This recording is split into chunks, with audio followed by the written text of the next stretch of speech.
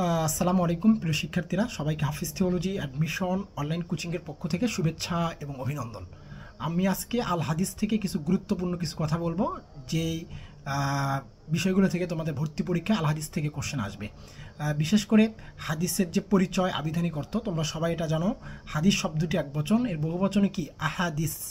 এখন হাদিস থেকে তোমাদের যে কোশ্চেনগুলো আসে, সহিহ হাদিসের শর্ত কয়টি? সহিহ হাদিসের শর্ত আমরা সবাই জানি পাঁচটি: ইত্তিসালুস সনদ, আদালত রাবি, দপ্তর রাবি, আদামুস শাজ, আদামুল ইল্লাহ। এই বিষয়গুলো তোমাদের কি পড়তে হবে।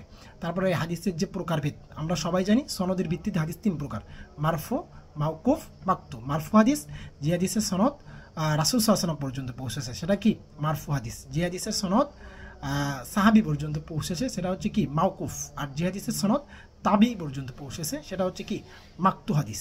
এই যে বিষয়গুলো তোমাদের কি পড়তে হবে।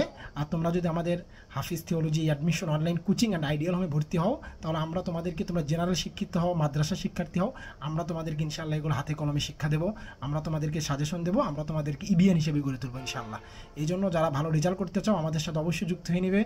আর হাদিস থেকে আরও যে বিষয়গুলো পড়বা, সেটা হচ্ছে এই যে সহিহ হাদিস, খবরে মাকবুল, মারদুদ, সুহেলি জাতিহি, হাসাল্লি গয়রিহি, হাসাল্লি জাতিহি, হাসাল্লি গয়রিহি।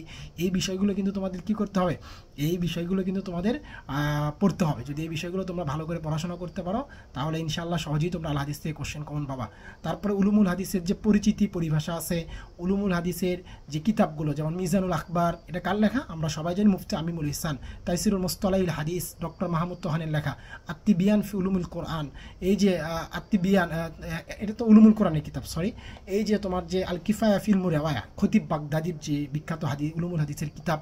নখপাতুল ফিক, ইবনে হাজার আসকালানির। এই বিষয়গুলো তোমাদের কি করতে হবে, হাদিস থেকে তোমাদেরকে এই সকল বিষয়গুলো পড়তে হবে।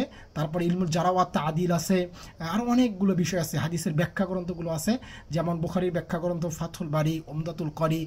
এই বিষয়গুলো তোমাদের কি পড়তে হবে যদি তোমরা হাদিসে 15তে 15 পেতে চাও। আর ইনশাআল্লাহ আমাদের যদি ক্লাসগুলো করো, আমাদের কোচিংয়ের শিট সাজেশনগুলো যদি ফলো করো, ইনশাআল্লাহ তোমরা হাদিসে 15-এর মধ্যে 14, 13, 15 ইনশাআল্লাহ পেয়ে যাবা। গত বছর আমার এক শিক্ষার্থী আল কোরআনে 15তে 15 পেয়েছে, বলতেছে ভাই আপনার ক্লাস শিট সাজেশনগুলো পড়েই আমি 15তে 15 পেয়েছি, আলহামদুলিল্লাহ। এই জন্য হাদিস থেকে এই বিষয়গুলো তোমাদের, বিশেষ করে রাবিদের জীবনী, আবু হুরায়রা থেকে শুরু করে, তারপরে হচ্ছে মুকাথিরুন, মুতাওয়াসসিতুন পর্যায়ের যে রাবিগুলো আছে, তাদের জীবনীগুলো কি ভালো করে পড়তে হবে ইনশাআল্লাহ। এই বিষয়গুলো থেকেই তোমরা কি ভর্তি পরীক্ষায় ইনশাআল্লাহ তোমরা কমন পেয়ে যাবা। আর সেরা প্রস্তুতির জন্য তোমরা আমাদের শেষ সময়ের ইন্টেনসিভ কেয়ার ব্যাচে ভর্তি হয়ে নিতে পারো, অথবা আমাদের আইডিয়াল হোমে তোমরা চলে আসতে পারো ইনশাআল্লাহ। ঠিক আছে, আল্লাহ হাফেজ। আজকে পর্যন্তই। সবাই আমাদের এই চ্যানেলটি সাবস্ক্রাইব করে রাখতে পারো, অথবা আমাদের এই ফেসবুক পেজ এবং গ্রুপে তোমরা শেয়ার দিতে পারো ইনশাআল্লাহ। আসসালামু আলাইকুম ওয়া রাহমাতুল্লাহ।